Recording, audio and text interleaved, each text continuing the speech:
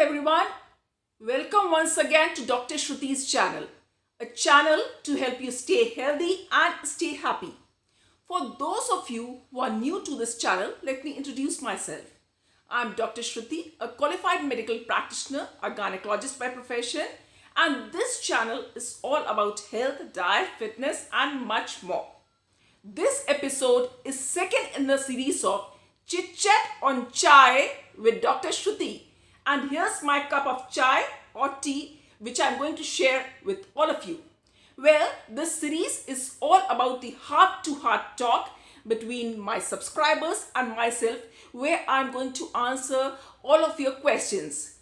So, today's episode of Chit Chat on Chai with Dr. Shruti is a Q&A. That is a question and answer. And today I'm going to take up all the pregnancy-related questions and answers. So without much ado, let's get started.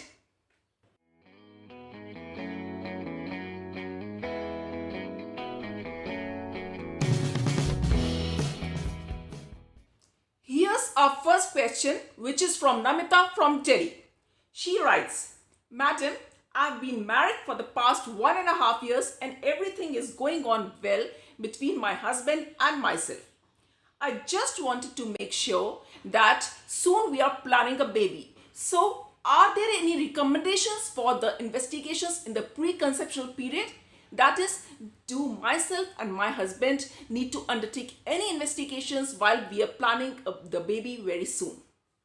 Yes, my dear Namita, a very good question indeed. Yes, according to the gynecologist doctor's recommendations, there are a set of investigations which a couple should undertake while they are planning a baby or planning a pregnancy. That is in the preconceptional period. First and foremost, you should undergo the blood grouping for yourself and your husband, which will let us know about the Rh incompatibility and the ABO incompatibility. Rh incompatibility means that if you are a blood group negative person and your husband is a blood group positive person, then if the baby is blood group positive, then there are chances that you might have complications in the next pregnancy. The same goes for the ABO incompatibility. So in order to rule out both the Rh incompatibility and the ABO incompatibility, it is very necessary that you should go get the blood investigations, blood grouping done for both your husband and yourself. Secondly, in order to avoid certain complications which can be transferred from the mother to the baby, that is, in order to avoid certain diseases which have a maternal-fetal transmission, diseases which can be transferred from the mother to baby, you should get the syphilis or the VDRL test done for both your husband and yourself. Also, you should know the HIV status and the Australia antigen or the HBs antigen status of yourself and your husband. Also, in order to avoid a series of infections in the baby, you should get the TORCH test done. TORCH test tells us about a series of infections which can be transferred to the baby from the mother and which can prove hazardous and result in a number of birth defects in the baby. So, in order to avoid this, you should get the TORCH test done. And if the TORCH test is IgM positive, it will tell us that IgM positive means it's a very recent infection and then you should delay the pregnancy. But if it's a IgG positive, TORCH test is IgG positive, it tells us that the infection was a very old one and you need not bother then. So in order to avoid the transmission of diseases from the mother to the baby, you should get the VDRL testing done, HIV testing done, HBs antigen testing done and TORCH testing done. Thirdly, in order to avoid the complications to the mother during the course of the pregnancy, we should also know the thyroid status of the mother and also the blood glucose levels of the mother. If these results come out to be abnormal, then you should take proper medication and get your thyroid hormone levels in check and also your blood glucose levels in check before you plan a pregnancy. Also, it is very advisable that you should keep your weight in control and also your blood pressure should be in control before you plan a pregnancy. So, this was just in short about the investigations that you should get in the preconceptional period or while you are planning a baby. The second question, do we need to take any supplements in the preconceptional period? That is, before planning the baby, do we need to take any medications? Yes, my dear. Ideally, the doctors advise that folic acid supplementation should be started at least 3 months before in the preconceptional period. That is, whenever you are planning a baby, you should start with folic acid 3 months before that. Now, folic acid is a very easily available, very inexpensive drug, but it works wonders. Why? Because it prevents the congenital anomalies or the birth defects related to the brain and the spinal cord in the baby. That is, it prevents the neural tube defects, which can be hazardous for both the baby, and if a baby is born with such birth defects, it can be life-threatening for the baby, or it can prove to be very crippling for the baby as well as to the whole family lifelong. So, in order to avoid these complications, it is very much advisable that you should start taking a small cheap drug of folic acid supplementation 3 months before planning a pregnancy. Now, before taking up the third question, let me have a sip of my tea at least. Awesome. So, the third question from one of our subscriber. She asked, is ultrasound or sonography or USG absolutely safe during pregnancy? If yes, then how many times should we ideally get it done during the course of 9 months of pregnancy?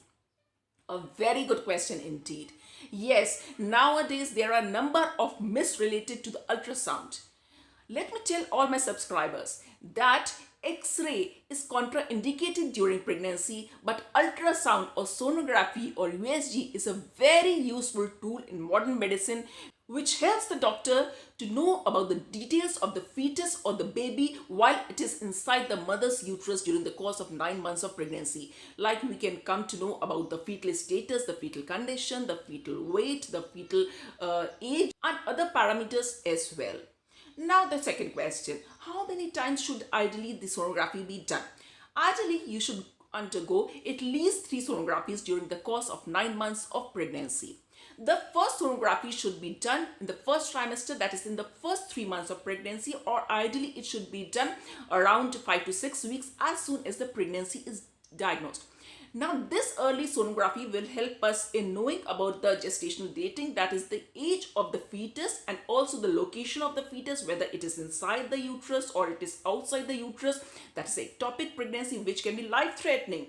Also, it tells us about the other parameters of the fetus, which can be very helpful. After undergoing the first sonography in the first 3 months of pregnancy, you should opt for the second sonography in the 18 to 20 weeks, that is nearly 4.5 to 5 months of pregnancy. Ideally, the doctors advise to undergo the target scan during the 18 to 20 weeks of pregnancy, which is very helpful in ruling out all the birth defects or congenital anomalies near to the 4 to 5 months of pregnancy. So you should never omit to undergo the second sonography near the 4 to 5 months. Third sonography should be done near term, that is near the 8th or 9th month of the pregnancy, and this sonography is going to tell us all about the weight of the fetus, whether the fetus is growing properly or it is having undernutrition or it is growth retarded. It will tell us also about the amount of liquor in which the baby floats. It should be adequate in amount. And it will also help us in ruling out all the other complications near the term of pregnancy. So, without any failure, you should go as per your doctor's, as per your gynecologist's advice, and you should have at least 3 sonographies done during the course of 9 months of pregnancy. But yes, these should be totally avoided, and in case you have had an accidental exposure to X-ray just once, most probably it is not going to prove hazardous to you and to your baby. The last and the final question. This is from one of our subscribers from Bangalore.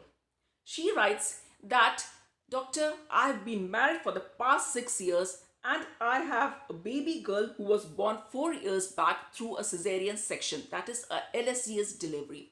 Now I'm pregnant for the second time and running in the second trimester, that is in the 5th month of pregnancy. I'm very anxious to know that will I have a normal delivery or will I have to undergo the cesarean section again in this pregnancy? First of all, congratulations dear subscriber for being pregnant for the second time. Now, as far as your question is concerned, If you have had a previous cesarean section, then there are more chances, more likelihood that you're going to land up in cesarean section for the second time also. But it is not the absolute truth. If all the other parameters from the maternal, that is from the mother's side, and from the fetal, that is from the baby's side, are going on fine, then your doctor might assess you, and if she finds everything appropriate, she can give you a trial of normal labor. That is, your doctor can try for normal labor for you. If at any point of time your gynecologist finds that the things are not going on well for the mother and the baby, she might have to resort to cesarean section. Also, if you have had a previous cesarean delivery, then the threshold for taking decision for cesarean in the next delivery are less, and so the doctor might have to resort to cesarean section in order to avoid the complications. But yes, you can always be put up on a trial of labor that you can give. That is, you can be given chances for normal delivery in this pregnancy also. So dear friends, this was all for today. Cheers to life. If you have found this episode of Chit Chat on Chai useful, if you have found these pregnancy related question answer useful, then do remember to give a thumbs up to this video. Do share it with your friends and relatives. If you are new to my channel, do remember to subscribe into my channel, and you can keep on asking me questions in the comment box below. I'll be most happy to answer your questions, the medical related questions, the gynec related questions, and help you all out. We'll be seeing you soon in the next video. Till then, what I say, stay healthy and stay happy. Swasth rahiye, mast rahiye, khush rahiye, and say cheers to life. See you all soon in the next video. Bye bye till then.